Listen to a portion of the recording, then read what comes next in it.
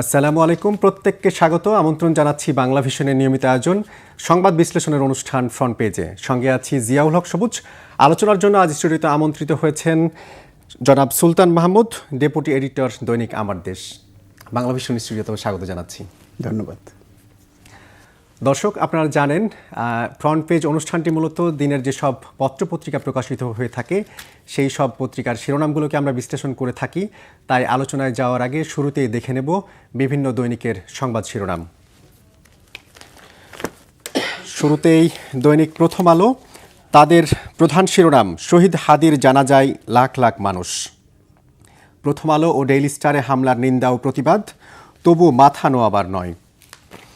দৈনিক আমার দেশের প্রধান শিরোনাম জনসমুদ্রে হাদির জানাজা, বিদ্রোহী কবি নজরুলের সমাধির পাশে দাফন, বিচারের দাবি ছাড়ব না হাদির বড় ভাই, সারা দেশে গায়েবানা জানাজা। দৈনিক বাংলাদেশ প্রতিদিনের প্রধান শিরোনাম জনসমুদ্রে বিদায়ী বিপ্লবী হাদি, দলমত নির্বিশেষে মানুষের উপস্থিতি জানা যায়, বিচার দাবির স্লোগানে প্রকম্পিত শাহবাগ, দু একদিনের মধ্যে বিএনপির চূড়ান্ত মনোনয়ন, নির্বাচন নিয়ে এখনও ষড়যন্ত্র চলছে জানিয়েছেন তারেক রহমান। দৈনিক ইত্তেফাকের প্রধান শিরোনাম ওসমান হাদির জানাজা জনসমুদ্র, অশ্রুসিক্ত ভালোবাসায় চিরবিদায়, জাতীয় কবির পাশে দাফন, প্রিয় হাদি চিরদিন তুমি থাকবে বাংলাদেশের বুকে জানিয়েছেন প্রধান উপদেষ্টা।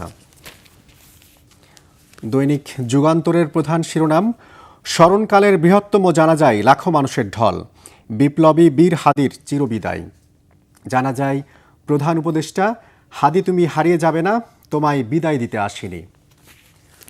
দৈনিক সমকালের প্রধান শিরোনাম লাখো মানুষের ভালোবাসায় বিদায়, ওসমান হাদি সমাহিত, বিজয়ের মাসেই চলে গেলেন একে খন্দকার, তারেক রহমান ফেরার আগেই সব গুছিয়ে রাখছে বিএনপি। দৈনিক কালের কণ্ঠের প্রধান শিরোনাম কবি নজরুলের পাশে শায়িত হাদি, বিচার যেন প্রকাশ্যে দেখতে পারি হাদির বড় ভাই, জানা যায় জনসমুদ্র, বিজয়ের মাসে অনন্তের পথে মুক্তিবাহিনীর উপপ্রধান। দৈনিক ইনকিলাবের প্রধান শিরোনাম জাতীয় কবি নজরুলের কবরের পাশে দাফন, বিপ্লবী হাদির চিরবিদায়, হাদির মন্ত্রে আমাদের শির কখনো নত হবে না, প্রধান উপদেষ্টা। দৈনিক মানব জমিনের প্রধান শিরোনাম অশ্রুসিক্ত বিদায়, হাদির জানাজায় লাখো মানুষের ঢল, সব বাংলাদেশির বুকের মধ্যে থাকবে হাদি, খুনিদের গ্রেপ্তারে 24 ঘন্টার আলটিমেটাম ইনকিলাব মঞ্চের। দৈনিক দেশ রূপান্তরের প্রধান শিরোনাম আমরা তোমাকে ভুলতে দেব না, জাতিসংঘ মহাসচিব সহিংসতা থেকে বিরত থাকার আহ্বান, চলে গেলেন মুক্তির অন্যতম অগ্রসেনানী, ঘরে তালা লাগিয়ে আগুনে পুড়ে মরল ছোট্ট আয়েশা। দৈনিক কালবেলার প্রধান শিরোনাম সব দিকে তীক্ষ্ণ নজর রাখছে বিএনপি, কেন্দ্র থেকে তৃণমূলে ওয়েট অ্যান্ড ওয়াচ নীতি অবলম্বন করছে দলটি, বাংলাদেশের হৃদয়ে ওসমান হাদি, জানা যায় ডক্টর ইউনূস আমাদের শির কখনো নত হতে দেব না। দৈনিক নয়া দিগন্তের প্রধান শিরোনাম জাতীয় কবির পাশে শায়িত বিপ্লবী হাদি, জানাজা জনসমুদ্রে পরিণত। দৈনিক বণিক বার্তার প্রধান শিরোনাম শিক্ষার মানোন্নয়নে নেই কার্যকর উদ্যোগ, ভবন ও ক্লাসরুম নির্মাণে 30,000 কোটি টাকার প্রকল্প, ওসমান হাদির জানাজায় অগণিত মানুষ, 24 ঘন্টার আলটিমেটাম ইনকিলাব মঞ্চের।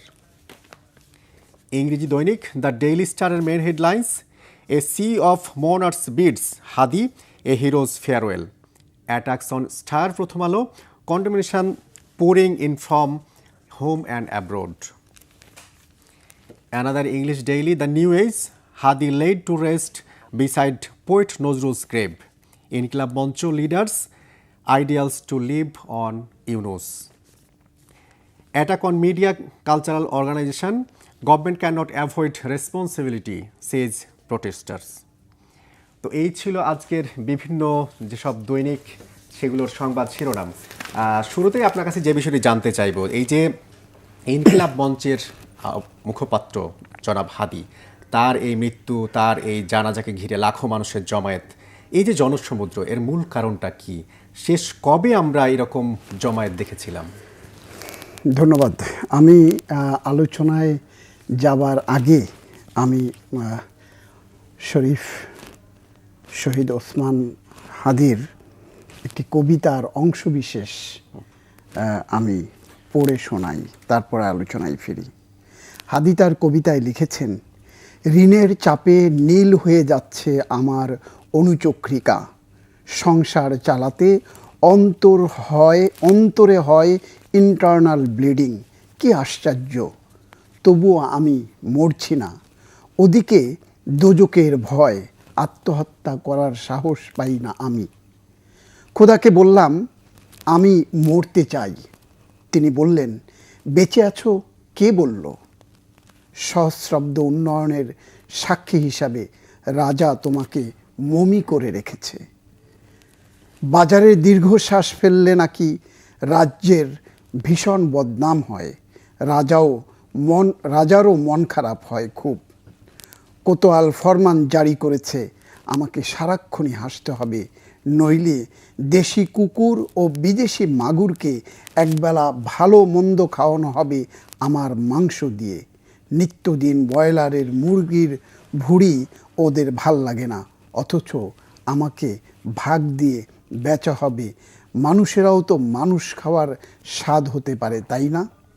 এই যে কবিতার মধ্যে তার যে আকুতি, তার যে বেদনা, তার যে ক্ষোভ, তার যে অভিমান, সেটিকে কিন্তু সে প্রকাশ করেছে কবিতার মধ্যে। সে প্রকাশ করেছে এই ক্ষণজন্মা পুরুষ, প্রকাশ করেছে তার গত 1-1.5 বছরের যে বক্তব্য, সভা, সেমিনার, স্লোগান, মিছিলে আপনি দেখবেন সে কিন্তু নজরুলকে অনেকটা আয়ত্ত করেছে। নজরুলের কবিতা সে যেভাবে আউড়েছে, সে যেভাবে বলা চলে যে প্রকাশ করেছে বাচনভঙ্গিতে, সেখান থেকে তার যে অভিব্যক্তি, সেখান থেকে কিন্তু আবার আমাদেরকে পেছনে ফিরিয়ে নিয়ে গেছে। নজরুল কি চাইতেন, সেই চাওয়াটা কিন্তু সেই নজরুলের মৃত্যুর পরে আবার সেই ওসমান হাদি সেটিকে বলেছে চির উন্নত মম শির। নিজের শিরটাকে যে নিচু করা যাবে না, সেটি দেশে হোক, সেটি বিদেশে হোক, সেটি পার্শ্ববর্তী দেশেতে হোক, সেটি পাশ্চাত্য থেকে হোক, যেখান থেকে হোক, কোনো শক্তির কাছে নিজের শির নত করা যাবে না, সেই বার্তাটি দিয়ে গেছে ওসমান হাদি। এবং আপনি দেখেন যুগে যুগে কত মানুষ এসেছে, কত শিক্ষিত, কত নামি দামি, কত জ্ঞানী গুণীজন এ ধরায় এসেছে, কিন্তু এই অল্প সময়ের মধ্যে এত ব্যাপ্তি, এত বিস্তৃতি, এত পরিচিতি, এত সুখ্যাতি কার কজন আর হয়েছে? অল্প সময়ের মধ্য দিয়ে সে যুগ যুগের সাক্ষী হয়ে গেছে এখন। যেটি প্রধান উপদেষ্টা গতকালকে হাদির জানাজায় সংসদ ভবন চত্বরে দাঁড়িয়ে বলেছে, আমরা তোমাকে বিদায় দিতে আসিনি, আমরা তোমাকে বুকে ধারণ করতে এসেছি। এই যে বুকে ধারণ করবার যে প্রতিশ্রুতি বা প্রত্যয় যেটি প্রধান উপদেষ্টা ব্যক্ত করেছেন, আমি মনে করি এটি শুধু প্রধান উপদেষ্টার প্রতিশ্রুতি বা প্রত্যয় নয়, এটি কালকে মানিক মিয়া এভিনিউ থেকে শুরু করে চারপাশে ছড়িয়ে পড়া স্বপ্রণোদিত মানুষের যে অংশগ্রহণ, হাদির জানাজা, হাদিরকে শ্রদ্ধা জানাতে যারা এসেছিলেন, প্রায় প্রত্যেকেরই এই প্রতিশ্রুতি, এই প্রত্যয় রয়েছে। তো সেখান থেকে কিন্তু শিক্ষা নেবার একটি পালা রয়েছে। এখানে একটা আমি যোগ করতে চাই, এই যে রাজনৈতিক দলগুলো দলমত নির্বিশেষে গতকাল হাদিকে বিদায় দিলেন, এই যে বুকে ধারণ করার কথা বলা হচ্ছে, সেটি কি এই রাজনৈতিক দলগুলো হাদির যে চেতনা ছিল, হাদির যেই অগ্নিঝরা ভাষণ বা বক্তব্য, তার যে বিদ্রোহী মনোভাব, সেটা কি তারা বুকে ধারণ করছে? এখন আপনাকে দেখতে লাগবে যে কে এক একজনের রাজনৈতিক আদর্শ, একজনের রাজনৈতিক চিন্তা ভিন্ন ভিন্ন, কিন্তু এই হাদি মৃত্যুর আগে জুলাই বিপ্লবের মধ্যে এই হাদিরা সব রাজনৈতিক দলকে ফ্যাসিস্টের বিপক্ষে দাঁড় করিয়েছিল, এক মোহনায় এনে দাঁড় করিয়েছিল। ঠিক আবার হাদি বিদায়ের মুহূর্তেও কিন্তু সব রাজনৈতিক দল, মত, পথ, ধর্ম, বর্ণ সবাইকে একত্রিত করেছে। এর মধ্য দিয়ে রাজনৈতিক দলগুলো আমাদের এখন যে গতানুগতিক ধারার যে রাজনৈতিক দল আছে, স্বাধীনতা পরবর্তী কাল থেকে যে রাজনৈতিক দলগুলো বাংলাদেশের রাজনীতি করছে, এর মধ্যে কতটা জনমানুষের রাজনীতি কে করছে সেটি গণমাধ্যমের কর্মী হিসেবে আপনারও একেবারে অজানা নয়।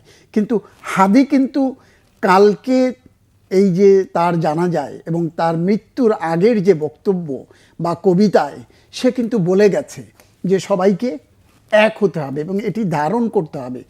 কতখানি তারা হাদির আদর্শকে লালন করবে সেটি পরের দেখবার ব্যাপার, কিন্তু প্রত্যেকের হৃদয়ে কিন্তু নাড়া দিয়েছে হাদি যে না, একটি ছোট্ট ছেলে, একটি ক্ষণজন্মা পুরুষ, সে যদি এত কিছু ভাবতে পারে, এত সত্যের পথ দেখাতে পারে, এত আপোষহীন হতে পারে, এত অন্যায়ের কাছে মাথা নত না করতে পারে, দুর্নীতি, অন্যায়, অনাচার, অবিচার জুলাই বিপ্লবের পরেও কি হয়নি?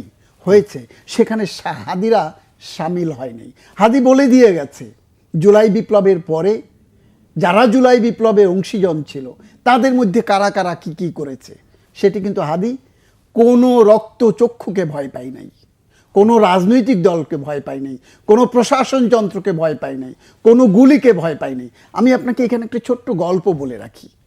হাদি যে আসন থেকে নির্বাচনের ঘোষণা দিয়েছিল, লিফলেট বিতরণ করছিল সেই আসনে, সেখান থেকে আমরা যতটুকু জানি যে কথা ছিল যে হাদি যদি ওখান থেকে দাঁড়াতে চায় তাহলে একটি বড় রাজনৈতিক দলের সাথে তার সমঝোতা হবে, তারা হাদিকে ওই আসনটি ছেড়ে দেবে। হঠাৎ করে দেখা গেল যে না, সেই আসনে একটি বিশ্ববিদ্যালয়ের ভিপিকে সেখান থেকে তারা প্রার্থী ঘোষণা করছে। এমনতর অবস্থায় হাদিকে চতুর্মুখী একটি চাপের মুখে ফেলা হলো যে হাদি, তুমি এখান থেকে এই আসন থেকে সরে যাও। তাকে আরেকটি আসনের নাম বলা হলো যে সেখানটাতে অনেক প্রাইভেট বিশ্ববিদ্যালয় আছে, তুমি ওখান থেকে গিয়ে তুমি নির্বাচন করো।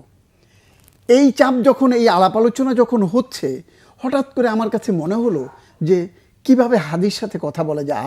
আদৌ কি হাদি এই প্রস্তাবে রাজি হচ্ছে বা কোনো দেন দরবার করছে? আমি একটি ভবনের লিফটের গোড়ায় দাঁড়িয়ে আছি, আমি সেই ভবনটিতে উঠব।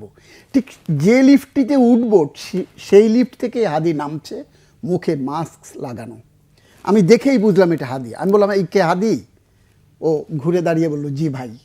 আমি, শোনো, তুমি কি আসন চেঞ্জ করছো? তোমার সাথে কোনো আলোচনা হচ্ছে? বলল, ভাই আমি যেটি বলেছি আমি সেটিই করব, আমি যেখানে দাঁড়িয়েছি সেখান থেকে করব, আমি যদি ভোট নাও পাই তারপরও সেখান থেকে করব, আমি কারো সাথে আপোষ করব না।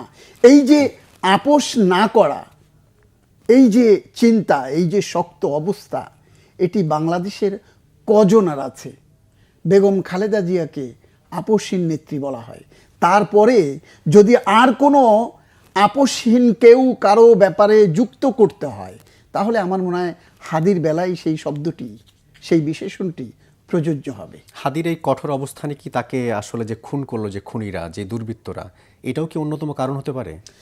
দেখেন, হাদিকে আমি এটি তদন্ত চলছে বিষয়টিকে নিয়ে, মামলা হয়েছে সম্ভবত।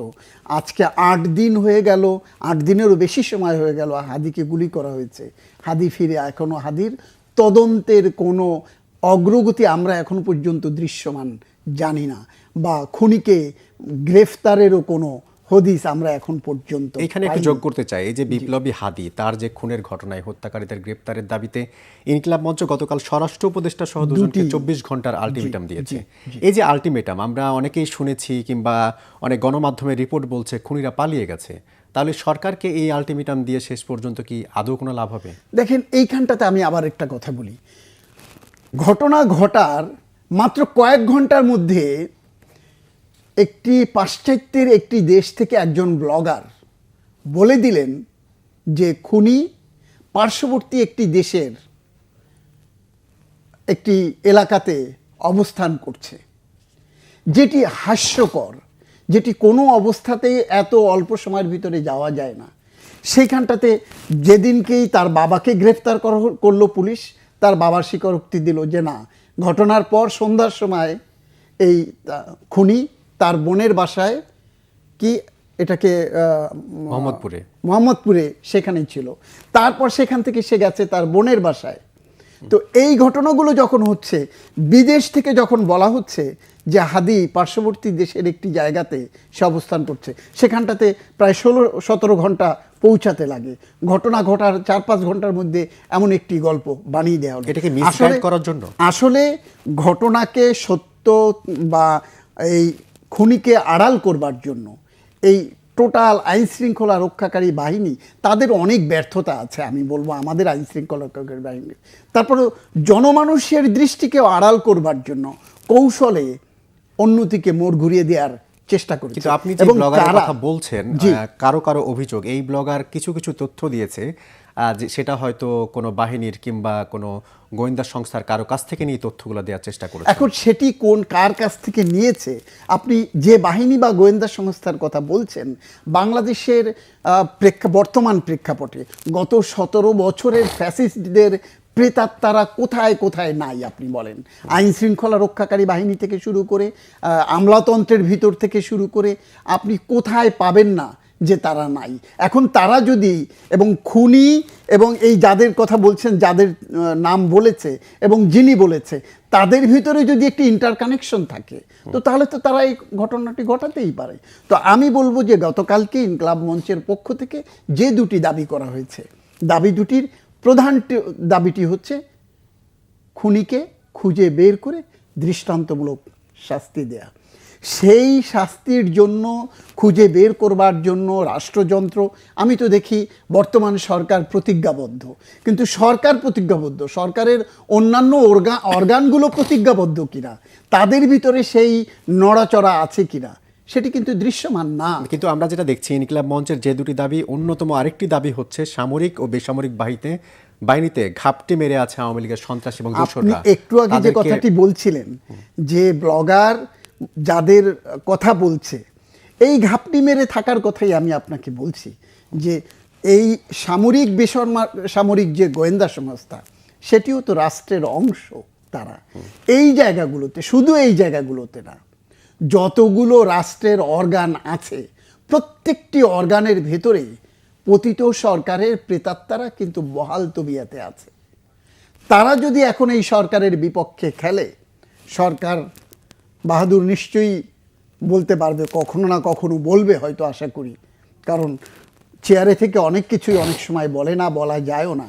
হয়তো কোনো দিন বের হবে কে কি করেছে, কে কি অসহযোগিতা করেছে, সেটি হয়তো সময় সাপেক্ষ ব্যাপার। কিন্তু জানার বিষয়, এই যে জুলাই বিপ্লবের প্রায় 1.5 বছর পার হয়ে গেল, এই সময়েও আওয়ামী লীগের যে সন্ত্রাসী বা দোসরদের কথা বলা হচ্ছে কিংবা বিভিন্ন বাহিনীতে ঘাপটি মেরে থাকার কথা বলা হচ্ছে, এদেরকে এই সময়েও চিহ্নিত করা বা ব্যবস্থা নেওয়া গেল না কেন? দেখেন, একটি অন্তর্বর্তীকালীন সরকার এই বর্তমান দায়িত্ব নেবার পর এই সরকারের মূল কাজ ছিল যে রাষ্ট্রযন্ত্র মেরামত করা, সংস্কার করা, সেই দিকে হেঁটেছে। আরেকটি কাজ করেছে এই সরকার, যে দেশের অর্থনীতি, পররাষ্ট্রনীতি, ব্যবসা বাণিজ্য যে ধসে পড়েছিল, সেগুলোকে পুনরুদ্ধার করা। যেটি অর্থ উপদেষ্টা ডক্টর সালেউদ্দিন বলেছেন যে অর্থনীতি চলে গিয়েছিল আইসিইউতে, সেখান থেকে বেডে ফিরিয়ে নিয়ে আসার চেষ্টা হয়েছে এবং এনেছেন তারা। তো এই কাজগুলো করতে গিয়ে, এবং এই সরকার আরেকটি প্রতিশ্রুতি ছিল যে তারা কতগুলো কাজ করবেন এবং কতগুলো কাজের ফুটপ্রিন্ট ভবিষ্যৎ সরকারের জন্য রেখে যাবেন, সেই ফুটপ্রিন্টগুলোও তারা তৈরি করছেন। এরই মধ্যে যে রুটিন ওয়ার্ক যতগুলো চলা, সেগুলো চলছে। আপনি দেখেছেন অন্তর্বর্তীকালীন সরকার, এই সরকারের নেপথ্যে তো কোনো বাহিনী নাই যে অমুক ব্যাকড বাই অমুক সরকার, সেটি তো নাই, যেটা আমরা আগে দেখেছি 2007-08 আমরা দেখেছি, সেটি তো এখন দৃশ্যমান না। তো এই সরকারকে বিভিন্ন পক্ষ থেকে কতভাবে বিরক্ত বা বিব্রত করা যায় বা বাধাগ্রস্ত করা যায়। আপনি দেখেছেন যে এখনো পর্যন্ত ঢাকা 5ই আগস্টের পর ঢাকা হলো দাবির নগরী। যৌক্তিক অযৌক্তিক যত রকম দাবি আছে, সব দাবি নিয়ে সরকারকে বিব্রত, রাস্তাঘাট বন্ধ করে দিয়ে, এগুলোও তো সরকার করেছে, সেই কারণে ব্যবস্থা নেওয়া যায়নি, সেগুলোও তো করেছে।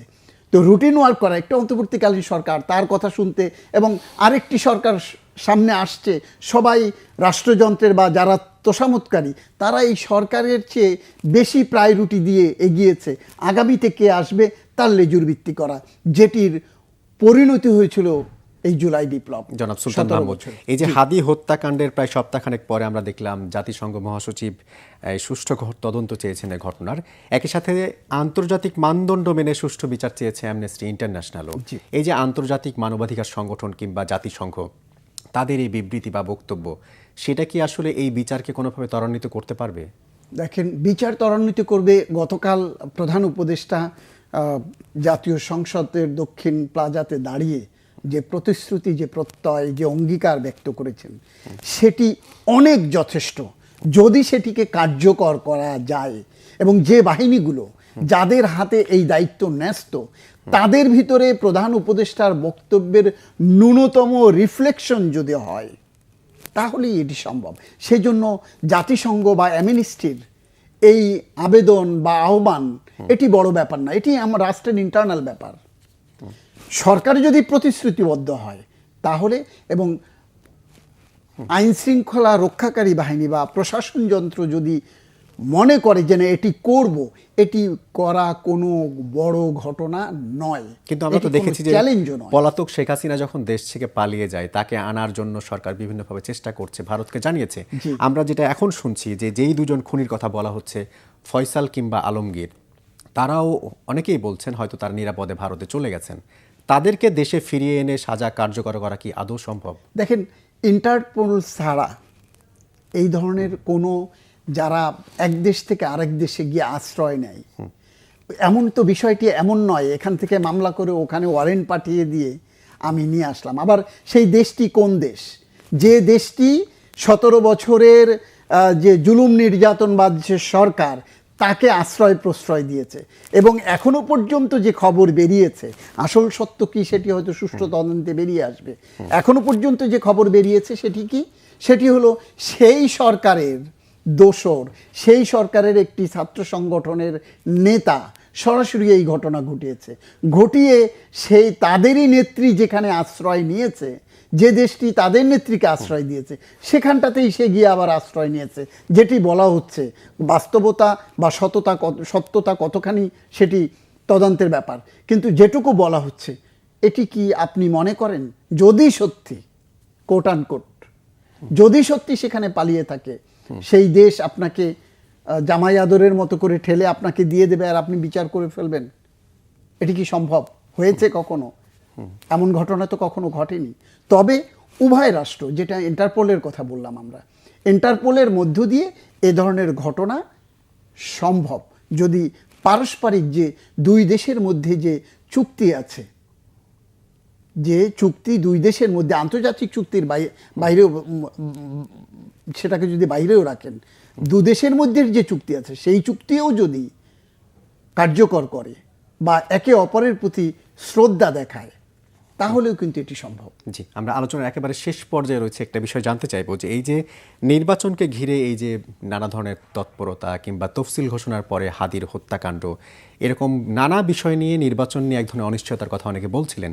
যদিও আজকে সকালে হাদির কবর জিয়ারত করতে গিয়ে জামাতের আমির ডাক্তার শফিকুর রহমান বলছেন ফেব্রুয়ারিতেই নির্বাচন হবেই, তিনি এই প্রত্যয় যোগ করেছেন। এই যে লন্ডন থেকে ফিরে এসে তার এই কথা বলা বা এই বক্তব্য নির্বাচনকে, এই বিষয়টিকে নিয়ে আসলে কি বার্তা দেয়? দেখেন, প্রধান উপদেষ্টা দেশে ফিরে দায়িত্ব নেবার অল্প কদিনের মধ্যে বলেছিলেন 26 প্রথম ভাগে নির্বাচন হবে।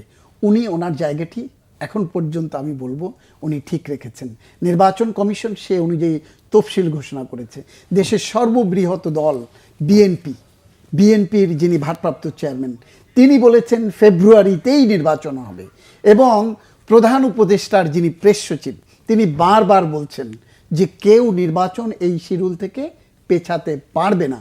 এখন আপনি কেন লন্ডন থেকে শফিক সাহেব দেশে ফিরে হাদির কবর জিয়ারত করতে গিয়ে এই প্রশ্নটি এনেছেন, আমার কাছে ঠিক বোধগম্য নয়। এটির সাথে এটি খুব জুৎসই বলে আমার কাছে মনে হচ্ছে না। তবে আমরা যতটুকু জেনেছি যে বড় দুটি রাজনৈতিক দলের প্রধানের মধ্যে যে সমঝোতা, মাঝখানে ফাটল তৈরি হয়েছিল, সেই ফাটল আবার অনেকটাই জোড়া লেগেছে।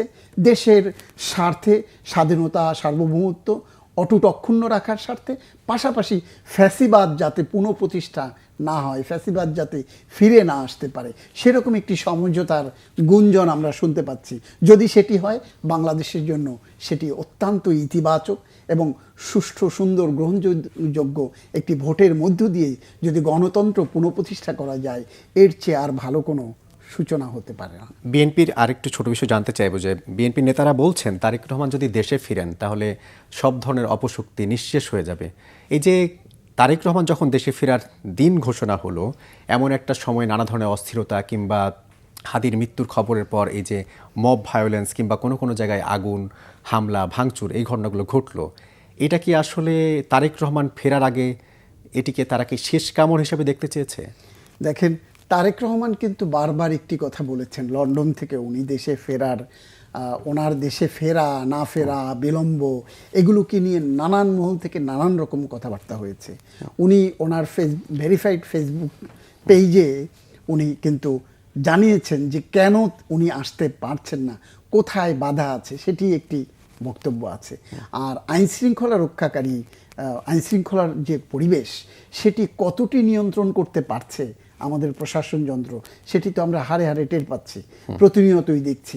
এমনতর প্রেক্ষাপটে তারেক রহমান দীর্ঘদিন পর দেশে ফিরবেন একটি ভায়োলেন্স করে একটি বার্তা দেয়া, বা সে যাতে না আসে আবার থমকে যায়, এটি অপচেষ্টা মাত্র। এবং দেখবেন যে গতকালকেও একেবারে ডেপুটি অ্যাটর্নি জেনারেলের বাড়িতে, বাংলাদেশ টেলিভিশনের ডিজির বাড়িতে, লক্ষ্মীপুরে এক বিএনপি নেতার বাড়িতে পেট্রোল লেগে তালা দিয়ে আগুন ধরিয়ে দিয়েছে। মাগুরা একটি নির্বাচন কমিশনের কার্যালয়ে আগুন লাগিয়ে দিয়েছে। এটি হলো 14 আগুন সন্ত্রাসের কথা মনে আছে আপনার? তৎকালীন সরকার ক্ষমতায় থেকে বিএনপিকে বা বিরোধী দলকে, বিরোধী মতের যারা, তাদেরকে শায়েস্তা করতে যে নাটকটা করেছিল আগুন সন্ত্রাসে, মানুষ মেরে, গাড়িতে পেট্রোল বোমা ছুঁড়ে ফেলে, আপনি নিশ্চয়ই কুমিল্লার 14 গ্রামে গাড়িতে পেট্রোল বোমার গল্প আপনার জানা আছে, ঘটনা জানা আছে।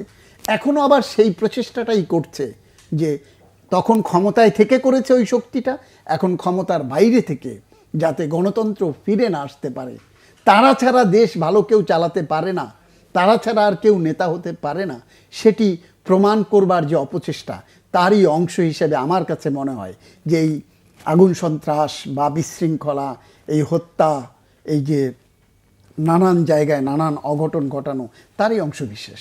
এই নৈরাজ্য কি তারেক রহমানের ফেরা কিংবা তার ফেরার পরবর্তী সময় কিংবা নির্বাচনকে যত ঘনিয়ে আসবে আরও বিশৃঙ্খলা হতে পারে? আপনাকে, আমাকে এবং দেশের প্রত্যেকটি মানুষকে সচেতন থাকতে লাগবে। যে শক্তি তাদের ক্ষমতা হারিয়েছে, তারা মরণ কামড় দিতে চাইবে যাতে নির্বাচনটি না হয়, নির্বাচনকে ভণ্ডুল করবার জন্য।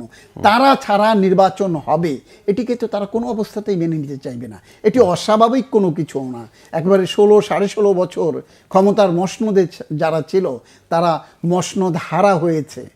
তো তাদেরকে তো এই ক্ষমতার স্বাদ গ্রহণের যে তাড়া, সেটি তো তাদের মধ্যে থাকবেই।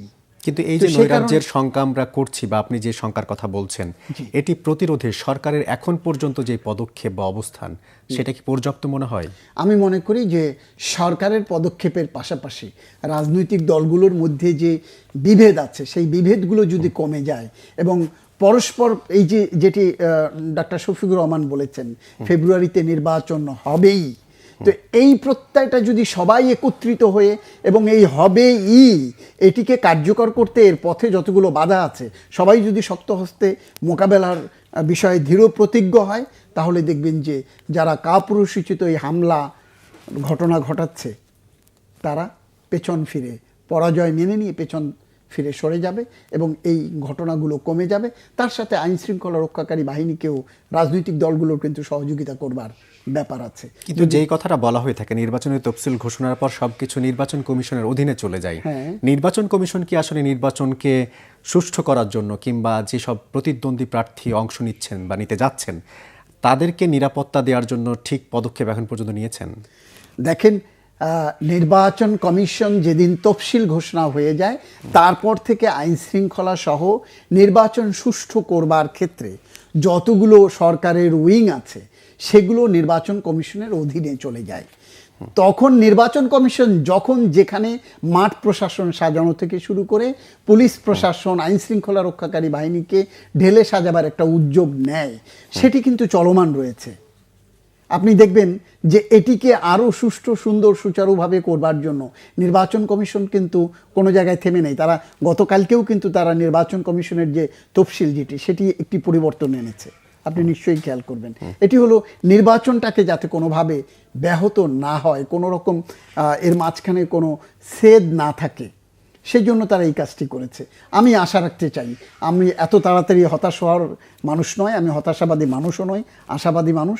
সেক্ষেত্রে নির্বাচন কমিশন অতীতে পেরেছে, এই নির্বাচন কমিশন না পারার কোনো কারণ নাই। এই নির্বাচন কমিশনকেও সুষ্ঠু সুন্দর গ্রহণযোগ্য এবং যেটিকে উৎসব মুখর নির্বাচনের কথা বলা হচ্ছে, সব পক্ষ, রাষ্ট্রের সব পক্ষ, আপনি আমি, আমরাও তো ভোটের এই নির্বাচনের একটি অংশ, তো আমরা সহ প্রত্যেকটি রাজনৈতিক দল, আইন শৃঙ্খলা রক্ষাকারী বাহিনী সবাই মিলে যদি একত্রিত হয় এবং নির্বাচনকে উৎসবমুখর করার আগ্রহ এবং প্রত্যয় ব্যক্ত করে, তাহলেই এটি সম্ভব। আমি আসলে শেষ সময়ে যেটি বিষয়টি জানতে চাইবো যে আমি অনেক সময় দেখছি যে নির্বাচনের প্রার্থীদের মধ্যে অনেক সময় নিরাপত্তাহীনতা বোধ করছেন, তারা তাদের সেই নিরাপত্তা নিশ্চিত করবেন। আমরা আজকে আলোচনা এখানে শেষ করতে হচ্ছে। অসংখ্য ধন্যবাদ জনাব সুলতান মাহমুদ আজকে সময় দেওয়ার জন্য। ধন্যবাদ দর্শক, এই ছিল আজকের ফ্রন্ট পেজ। এতক্ষণ যারা সঙ্গে ছিলেন সবাইকে ধন্যবাদ। দেখা হবে আগামী দিন সেই প্রত্যাশায়। ভালো থাকুন সবাই। শুভ সকাল।